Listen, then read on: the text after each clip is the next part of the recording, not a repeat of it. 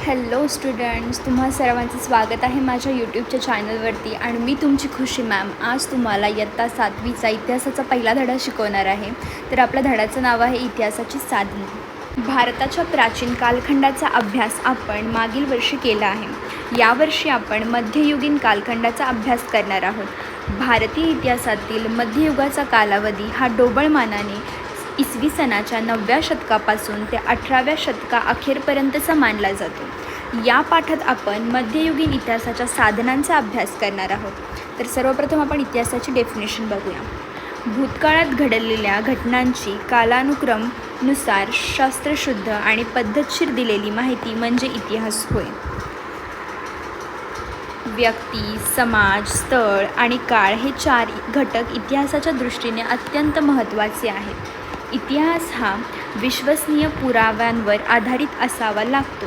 या पुराव्यांचा इतिहासाची साधने असे म्हणतात. या साधनांचे भौतिक साधने, लिखित साधने आणि मौखिक साधने असे वर्गीकरण करून आपण त्यांची माहिती घेऊ. तसेच इतिहासाच्या साधनांचे मूल्यमापनही करू. ज्या ऐतिहासिक घटनेचा अभ्यास करायचा असतो तिच्याशी संबंधित अशा अनेक बाबींचा विचार करावा लागतो. त्यासाठी ऐतिहासिक साधनांचा आधार घ्यावा लागतो. ही साधने तपासून घेणे गरजेचे असते. त्यांचा अस्सलपणा तपासावा लागतो. या साधनांचा तारतम्याने व चिकित्सकपणे वापर करणे आवश्यक असते. तर सर्वप्रथम इथे आपल्याला भौतिक साधने सांगितलेली आहेत.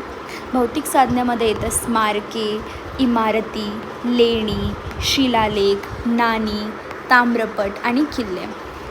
वरील वस्तू आणि वास्तू किंवा त्यांचे अवशेष यांना इतिहासाची भौतिक साधने असे म्हणतात. भौतिक साधनांमध्ये किल्ल्यांचे महत्त्वपूर्ण स्थान असते. किल्ल्यांचे काही महत्त्वाचे प्रकार म्हणजे गिरिदुर्ग, वनदुर्ग, जलदुर्ग, भुईकोट हे होत. तसेच स्मारकांमध्ये समाधी, कबर, वीरगळ, इतर इमारतींमध्ये राजवाडे, मंत्री निवास, राणी वसा, सामान्य जनतेची घरे यांचा समावेश होतो. यावरून आपल्याला त्या कालखंडाचा बोध होतो. वास्तुकलेची प्रगती समजते. त्या काळातील आर्थिक स्थिती, कलेचा दर्जा, बांधकामाची शैली, लोकांचे राहणीमान इत्यादींची माहिती मिळते.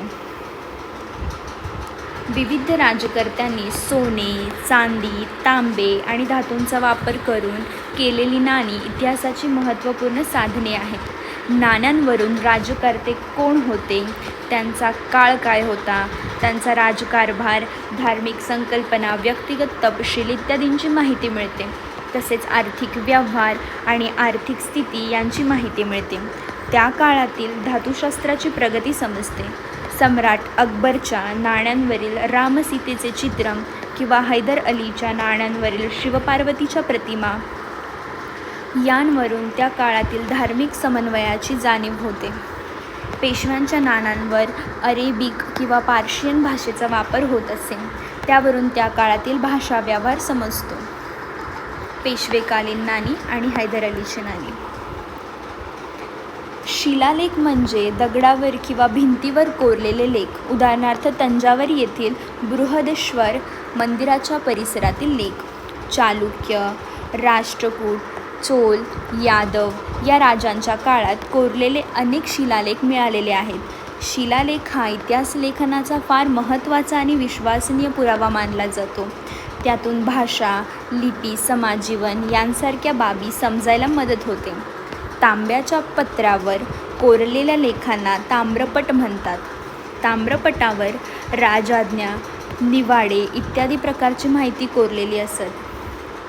चैत्य, विहार, मंदिरे, चर्च, मशिदी, अगारी, दर्गे, मकबरे, गुरुद्वारा, छत्री, शिल्प, विहिरी, मिनार, गावकूस, वेशी, शस्त्रे, भांडी, दागिने, कपडे, कलाकुसरीच्या वस्तू, खेळणी, अवजारे, वाद्ये ही सर्व भौतिक साधने आहेत. लिखित साधने. त्या काळातील देवनागरी, अरेबियन, पार्शियन, मोडी आदी लिपीची वळणे, विविध भाषांची रूपे, बुर्जपत्रे, पोथ्या, ग्रंथ, फरमाने, चरित्रे, चित्रे यांच्यावरून आपल्याला मध्ययुगातील महत्त्वाच्या ऐतिहासिक घटनांची माहिती मिळते. तसेच खाण्यापिण्याचे पदार्थ, लोकजीवन, वेशभूषा, आचारविचार, सण समारंभ यांचीही माहिती मिळते. या सर्व साहित्याला इतिहासाची लिखित साधने असे म्हणतात. इतिहासाची लिखित साधनेमध्ये राजदरबारातील कामकाजाची कागदपत्रे, वंशावळी, शकावली, पत्रव्यवहार, खलिते, न्यायनिवाडे, आज्ञापत्रे, ग्रंथचरित्रे, परदेशी प्रवाशांची प्रवास वर्तने, बखरी आणि तवारीख इत्यादी लिखित साधने आहेत. या काळात परकीय प्रवासी भारतात आले. त्यांनी आपली प्रवास वर्णने लिहिली. त्यात अल्बेरुनी, इबन बतूदा, निकोलस मनुची यांचा समावेश होतो. बाबरचे चरित्र कवी परमानंद यांनी संस्कृत भाषेत लिहिलेले श्री शिवभारत हे शिवचरित्र, तसेच विविध राजकर्त्यांची चरित्रे व पत्रव्यवहार यावरून आपल्याला त्यांची घराणी, प्रशासकीय व्यवस्था, राजकीय संबंध यांची उकल करता येते. तवारीख किंवा तारीख म्हणजे घटनाक्रम होय. अल्बेरुनी, जियाउद्दीन बर्नी, मौलाना अहमद, यहा बिन अहमद, मिर्झा हैदर, भीमसेन सक्सेना आदींनी लिहिलेल्या तवारिखा उपलब्ध आहेत. बखर हा शब्द खबर या शब्दावरून आला. खबर म्हणजे बातमी. बखर हा महाराष्ट्रात निर्माण झालेल्या इतिहास लेखनाचा एक प्रकार आहे. बखरीतून तत्कालीन राजकीय घडामोडी, भाषा व्यवहार, सांस्कृतिक जीवन, सामाजिक परिस्थिती इत्यादी बाबी कळायला मदत होते. मराठीतील अनेक बखरी घटना घडून गेल्यानंतर अनेक वर्षांनी लिहिलेल्या असल्याचे ऐकीव माहिती भर दिल्याचेही आढळते. माहितिकावतीची बखर, सभासद बखर, 91 कलमी बखर, चिटणीसांची बखर, भाऊसाहेबांची बखर, खर्ड्यांच्या लढाईची बखर या काही बखरी होत. रॉबर्ट आम, MC स्प्रेंगल आणि ग्रँडफ या समकालीन पाश्चात्य इतिहासकारांचे ग्रंथही महत्त्वाचे आहेत. मौखिक साधने लोकपरंपरेत पिढ्यानपिढ्या संक्रमित होत राहिलेल्या जात्यावरील ओव्या, लोकगीते, पोवाडे, कहाण्या, दंतकथा, मिथके यातून आपल्याला लोकजीवनाचे विविध पैलू समजतात. अशा प्रकारच्या साधनांना इतिहासाची मौखिक साधने म्हणतात. मौखिक साधने लोकगीते, गाथा, श्लोक, अभंग, पोवाडे, म्हणी, कथा, मिथके इत्यादी.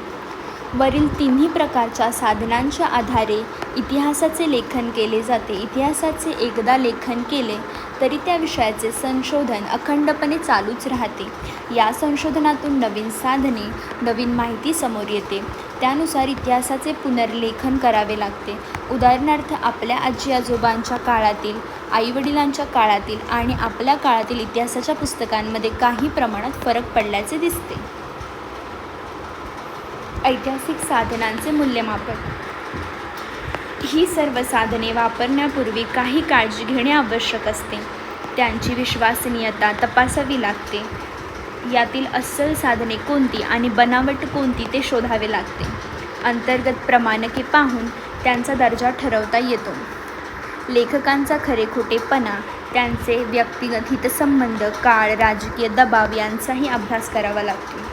ही माहिती ऐकीव आहे की त्यांनी स्वतः पाहिलेली आहे यालाही महत्त्व असते. लेखनातील अतिशयोक्ती, प्रतिमा, प्रतीके, अलंकार यांचाही विचार करावा लागतो. इतर समकालीन साधनांशी ती माहिती पडताळून पाहावी लागते. आपल्याला मिळालेली माहिती एकांगी, विसंगत किंवा अतिरंजित असण्याची शक्यता नाकारता येत नाही. त्यामुळे त्यांचा वापर करताना तारतम्य ठेवावे लागते. सदैव चिकित्सा करूनच या साधनांचा वापर करण्याची दक्षता घेणे गरजेचे असते. इतिहास लेखनात लेखकांचा निपक्षपातीपणा आणि तटस्थता फार महत्त्वाची असते. धन्यवाद.